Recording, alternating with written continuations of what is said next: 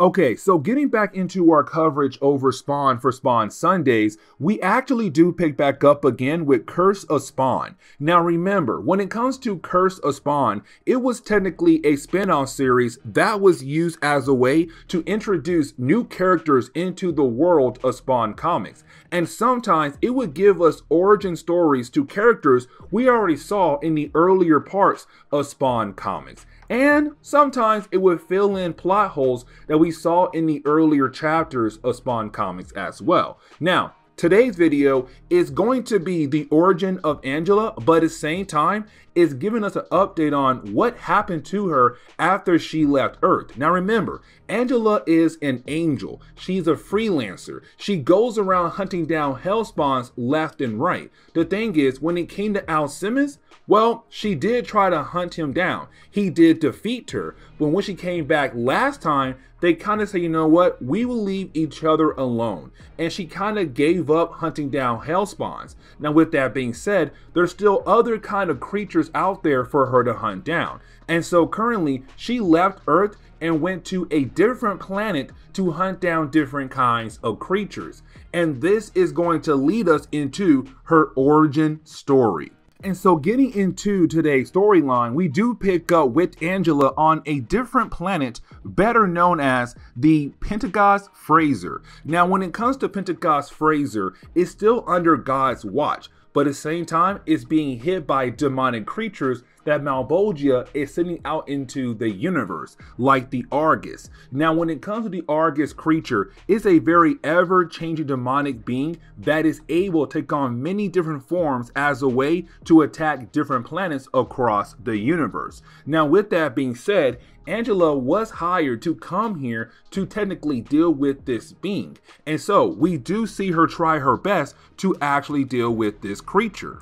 Now, while fighting against this creature, you can tell that even though this is another demonic being that was most likely made by Malbolgia, one of the many devils in hell, she still wants to hunt down one particular kind of beings, and that would be hellspawns. But unfortunately, usually on Earth, you only have one hellspawn at a time, and currently that is Al Simmons. Somebody she told that she would leave alone. Either way, while she's battling against the Argus, she sees somebody in the shadows, and that would be a new character introduced in this storyline. And honestly, after this storyline, we don't see him again, and that would be Durgus. Now, when it comes to Durgus, he's apparently the specter of death.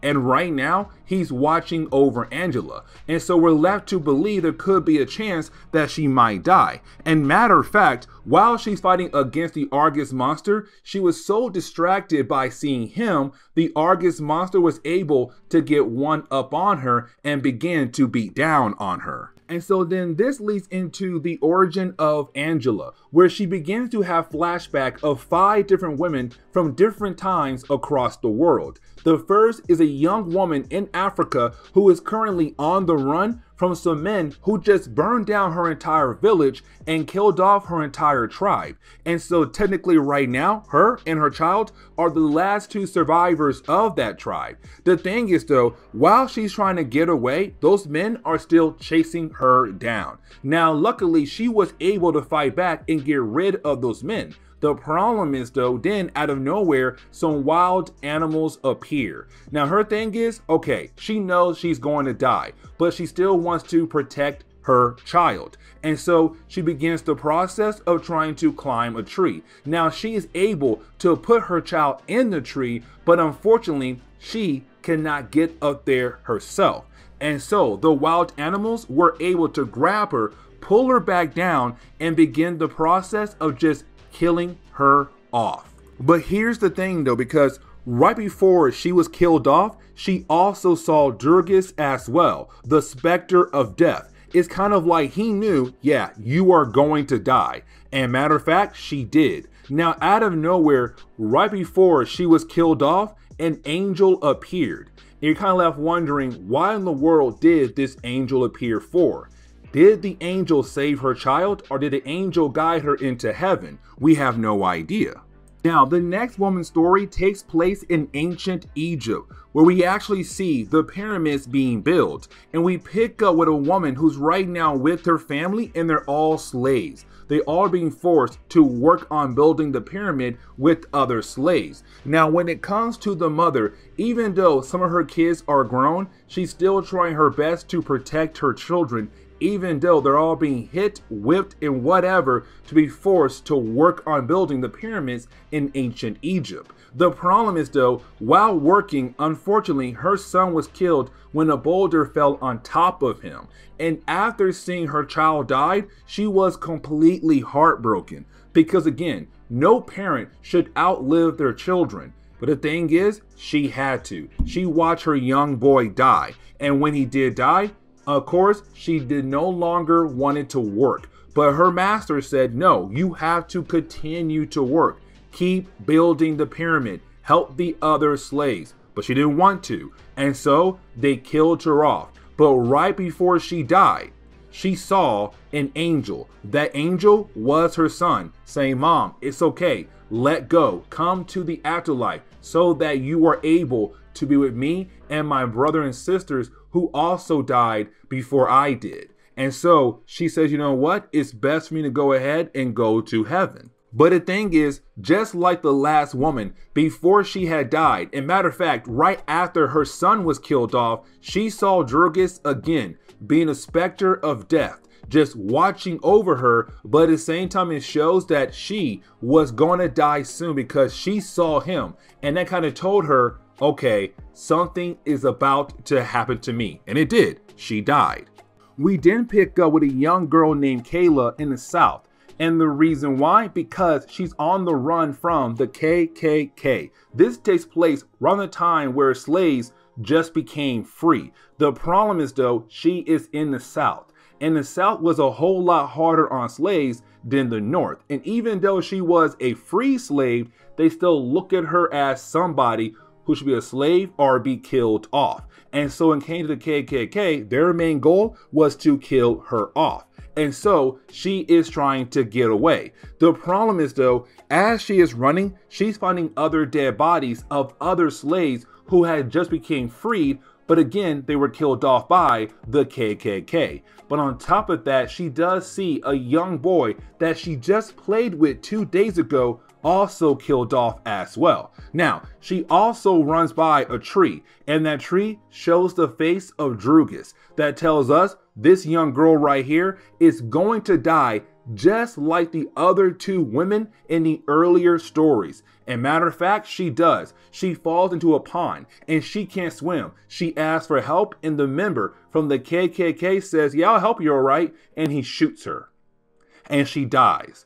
And so just like that, she goes into heaven because she began to see angels, and those angels were her parents, guiding her into the afterlife. We then jump over to a place known as Hell on Earth. Now, that's the title the book gives this place, but it seems like this takes place in the middle of the Holocaust, where currently you have people in line for unknown reasons. It could be the idea that they're going to be killed off. It is the Holocaust. And right now you have a young woman begging this guy to let her and her kids go. If not her, let her kids go. Do not kill off her children. This guard does not care. As a matter of fact, this guard goes ahead and shoots her children just like that. Bam, bam, bam. They're all dead. They die in front of her. And while she's holding her kids in her arms, crying, once again, we see the same man behind her just watching as she cries. Now we're left to believe that she did die. I'm pretty sure she did die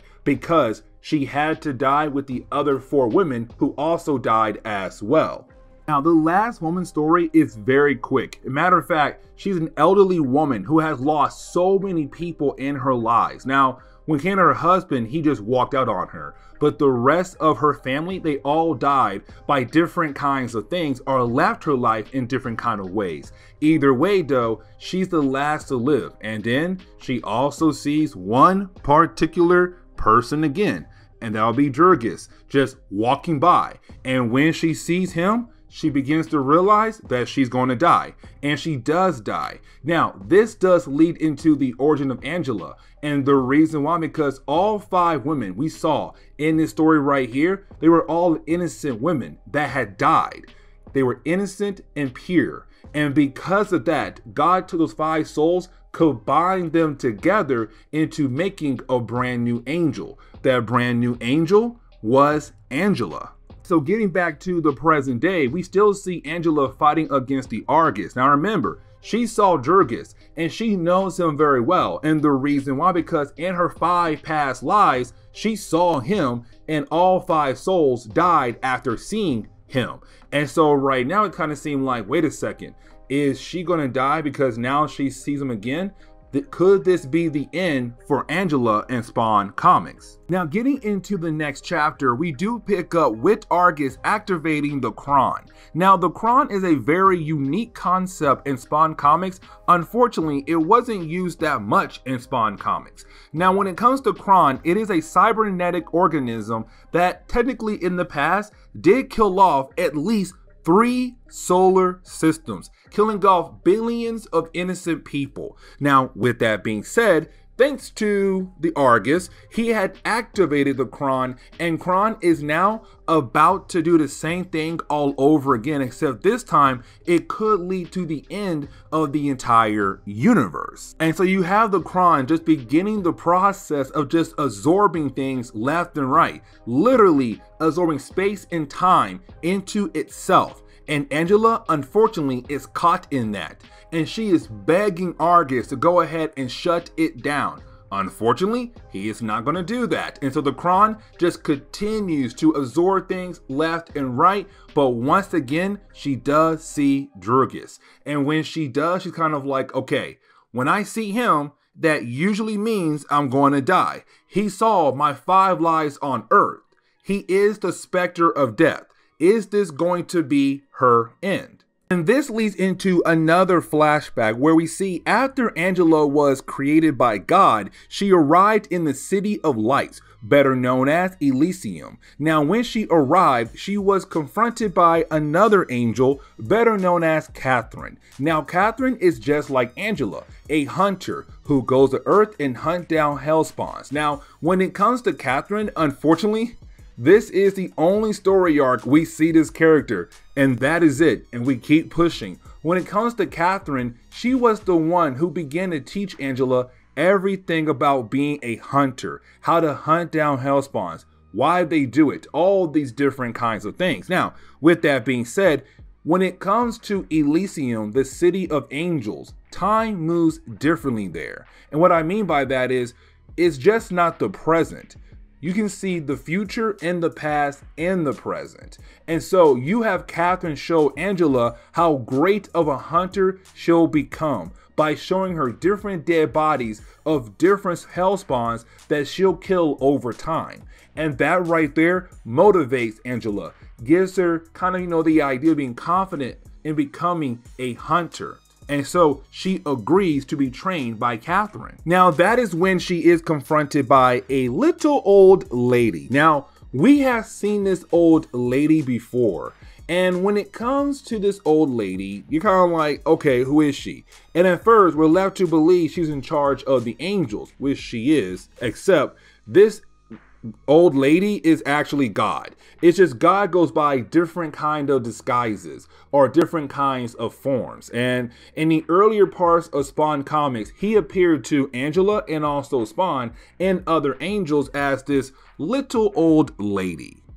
And the thing is, around this point, no one truly knew that this was God. And so when they see her, they're like, oh, you're in charge? Okay, cool. We'll follow your orders. Either way, when it comes to this old lady, she explained why the angels are females and why they're the best choice when it comes to protecting the earth. And the reason why, because when it comes to women, they go through so much different kind of problems. Losing husband, losing children, giving birth to children, anger, sadness, happiness. They contain so much emotions that they are the perfect example to use someone or something and have that being release their emotions as a way to be a weapon towards a certain kind of target. And so when it comes to God, he's kind of like, yeah, I picked you, God, because look at your 5 past lives, Angela. You have went through so much. You have lost children. You have lost parents. You have lost husband. You have felt anger. You felt all those different kinds of emotions.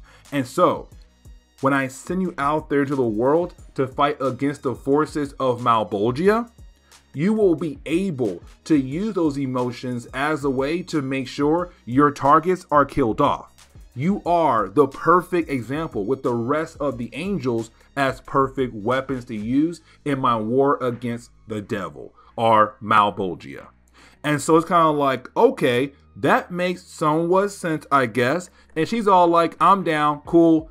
Let me go ahead and get to work. So getting back to the present day, we actually do pick up with Angela freaking out. And the reason why, because she's being sucked into the Kron. The Kron is able to suck in different pieces of the universe. It is literally destroying space and time very quickly. And so when it comes to Angela, she gets sucked in, but then she is sent down to Earth, somewhere she has not been in a very long time.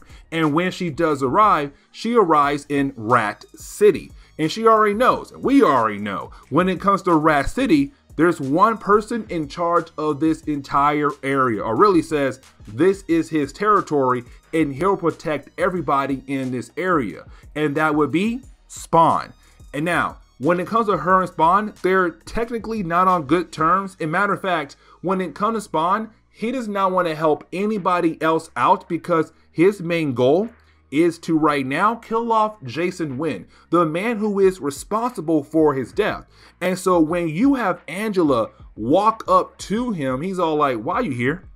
Like, seriously, why are you here? I have not seen you in a long time. And listen, I am not ready to deal with more angel business right now. Can you please go away? And she tells him no, because this is a warning. That warning is right now, a Kron, or just Kron, so there's only one Kron out there, has just been activated. And right now, space and time is being destroyed. And so this is me warning you that you might see everything around you be wiped out unless you and I, or at least just me, is able to get rid of that being.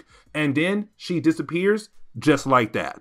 But then we pick up with a character known as Cogliastro. Now, guys, remember, Cogliastro is that character that we don't know much about yet. The only thing we know about him is that, hey, he basically knows a lot about heaven and hell, angels and hellspawns, and other kind of creatures. That's really it. Like, literally, we don't know much about him yet. Either way, when he does walk around the area of Rat City, he is confronted by, well, Drugan. And the thing is, Drugan's kind of like, oh, hey, Cogliastro, I want to show you that I'm free again. And that is very huge, because you have Drugan kind of mentioned the idea that Cogliastro was his jailer, like he was his warden. He was making sure that Drugan could not be free in the universe ever again. But unfortunately, he is. And you have Drugan tell Cogliastro, there's nothing you can do to stop me this time. I'm free, and I'm about to do a whole lot worse to this universe. But getting back over to Spawn and Angela, well, we do get a chance to see how bad things are getting on Earth. And what I mean by that is, we see a random meteor hit a building. Now, that building is very important, and the reason why? Because that was Terran Affairs headquarters, the Earth base for the angels, where the angels go to get their different kinds of missions to hunt down different kind of creatures that come from hell. And unfortunately, that place just got wrecked by a meteor. But again, thanks to the Kron right now, just absorbing different pieces of the universe, destroying space and time across the board, a lot of different things are happening across the universe. And so, you have Drugan once again watch over the death of many angels that were in that building but hit by that meteor. And right now it seems like this could be the end of the entire universe. And so then we pick up with Spawn number 62. And the reason why, because this book actually takes place at the same time in the earlier chapters of the whole Angela storyline fighting against Argus and also Kron. And so with that being said, we kind of have to cover this book right here because it technically does lead into the storyline where you have Angela trying to fight against Kron, but also trying to fight against Argus as well. Either way, when we jump into Spawn number 62, the opening pages takes place before Spawn met with Angela. And the reason why? Because we see Spawn meeting up with Jason Wynn. And remember, Jason Wynn is technically responsible for the death of Al Simmons, which of course led him into becoming, well, a Hellspawn for Malbolgia. Either way though, when it comes to Spawn, this is him saying, you know what? I am tired of waiting. It's time for me to go ahead and deal with you. And so we see Spawn literally breaking into this guy's apartment. And it was a gun in Jason Wynn's mouth to say, I'm going to kill you now. You are going to die for the mistakes you have made against me, mistakes you have made against other people. Now, this is Jason realizing that Spawn must be somebody that he used to know. The thing is, Spawn's face is so disfigured, unfortunately, Jason cannot tell it is actually Al Simmons. But on top of that, Al does not tell Jason who he is. Either way, this is Spawn saying, I am going to kill you off. Except you didn't have Jason say, no, you cannot kill me off. And the reason why? Because if you do, I told my men, if anything happened to me, a certain plan goes into motion. And that plan is, my men go after Terry, Wanda, and their child. And I kind of figured that you are very close to them. Now, Jason is correct. Spawn is close to them, which means that right now Spawn is not going to kill off Jason for now, until he is able to find a way to protect Terry, Wanda, and their child. He cannot kill off Jason. And so he tells Jason, you better leave them alone. If you try anything at all, I'll come back to you and I will gut you. Now, here is Jason's response to that. Try me, because I am going to kill you first, Spawn. And you have Spawn say, you can try. Because Jason has no idea that Spawn is technically a demonic being. You cannot kill him off that easily. And so right now, Spawn, unfortunately, cannot kill off the man who had killed him off in the past.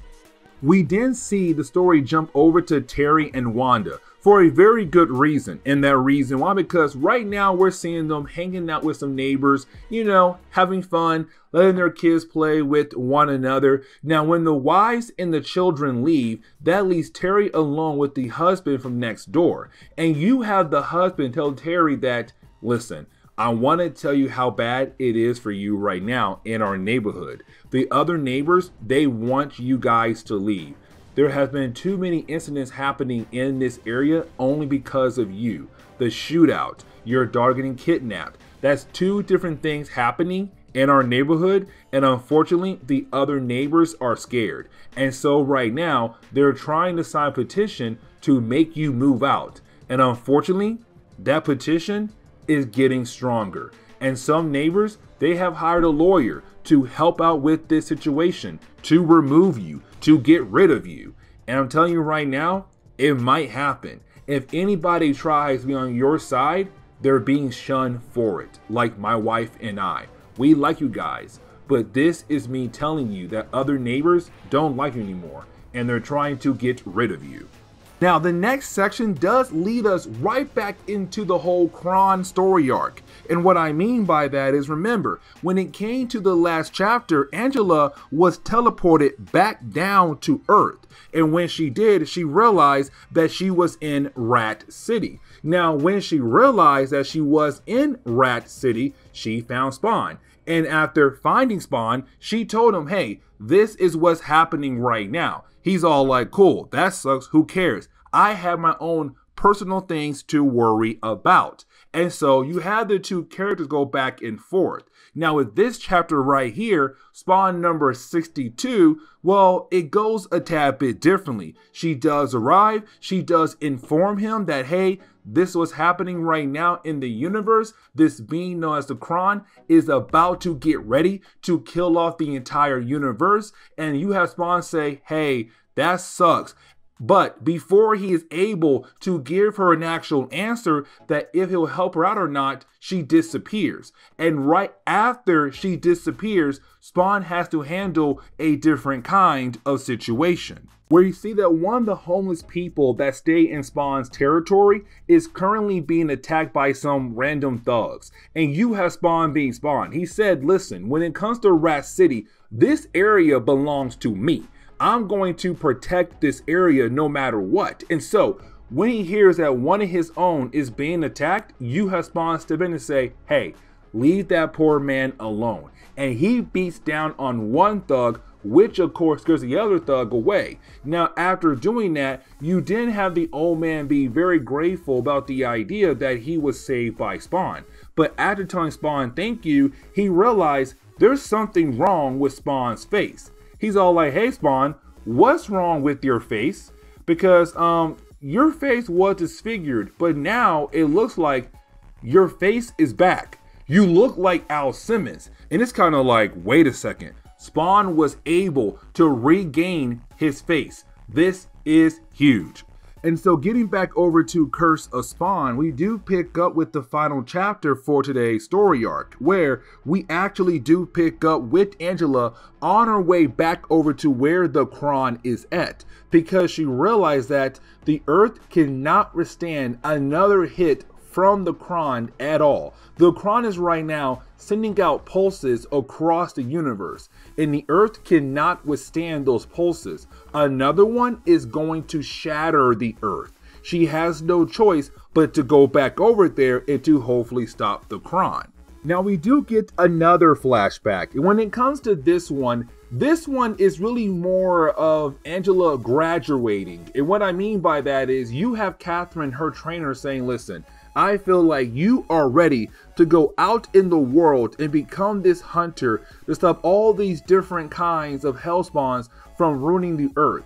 And so I'm telling you now, I feel like you are ready, because I know I only train the best. And I feel like you are one of the best. So go out there and kill out hellspawns. And Angela feels motivated. She feels very confident in herself. She even cries a tad bit to say, thank you, because now she believes in herself. But getting back over to the present day, we actually pick up with Angela arriving in Limbo again. Now, when it comes to Limbo, it's technically like your usual limbo between life and death. Either way, right now, when she does arrive, she does see the capital city prison in ruins. That right there is currently not important, but she's also confronted by, well, Caliandra. Now, Caliandra first appeared in the Angela miniseries as this lawyer angel. Either way, the reason why she is here, because she tells Angela, listen, thanks to the Kron sending out those pulses across the universe, it did hit the city Elysium, the home of the angels. Now, most of the angels were able to escape. Unfortunately, she and her current clients had ended up here in Limbo. Now, when it comes to Caliandra, she's not alone. She's with this family who had just recently died thanks to some kind of twister killing them off in Texas. Now, with that being said, it seems like the mother and the child of this family is supposed to go to heaven, except the father, they have no idea where his soul is supposed to go. And this kind of seemed like a hint towards something bigger down the road, but unfortunately, I don't think so. Either way, when it comes to Bob, it seems like neither God nor Malbolgia tried to claim his soul. And so technically, Bob is going to be stuck in limbo until God or Malbolgia decide to go ahead and take his soul to either heaven or hell.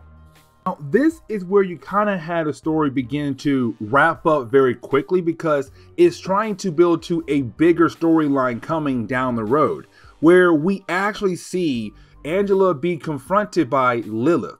Now, Lilith is apparently supposed to be the sister of Angela. Now, here's the thing. Lilith only appears in this story arc if I remember correctly. I could be wrong. I am rereading all Spawn comics, but I think she only appears in this book right here. Either way, when she does appear, she does inform Angela that she is actually working alongside with Durgis, sorry.